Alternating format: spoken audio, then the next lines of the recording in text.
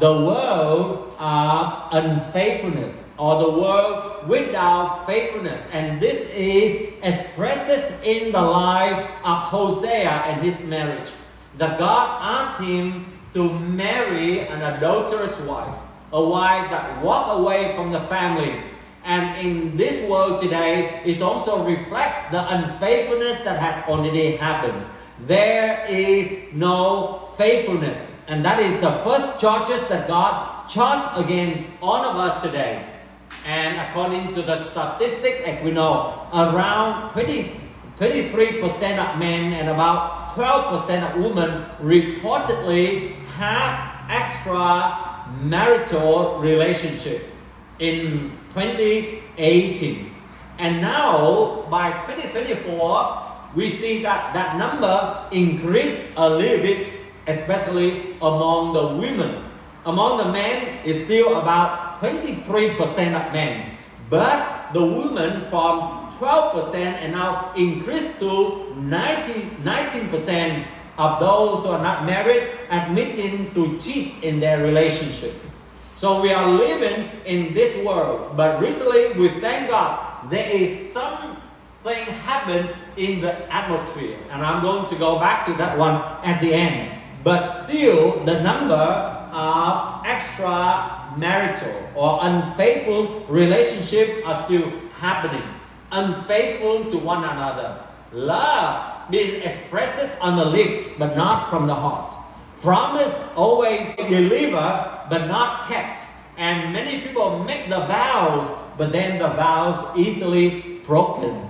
Cheating and deception are common and even accepted among the peers. And many people just try to encourage one another in their circle that they just better have a new one.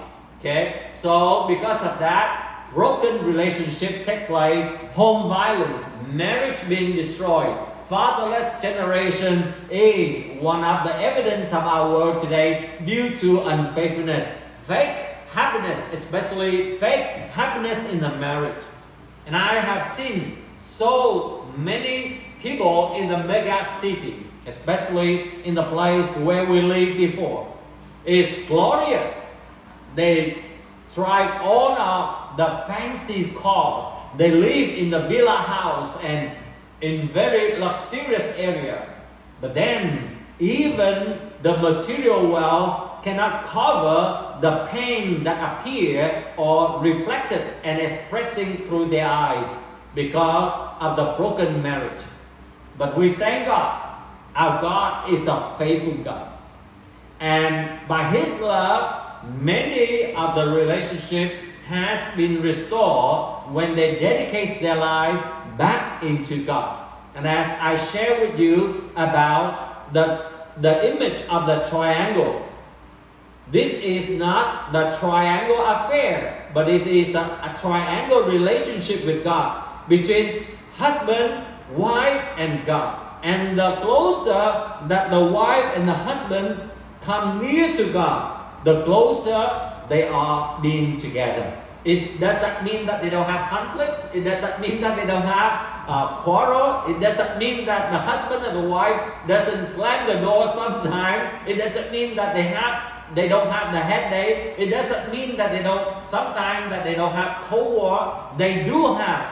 But because of the love of God, they're being drawn near together. And they are willing to say, forgive, and forgive. Accept and accept. Love and love by the grace of God. So let us pray that we are going to break this vicious cycle of broken relationship, broken marriage in our generation today.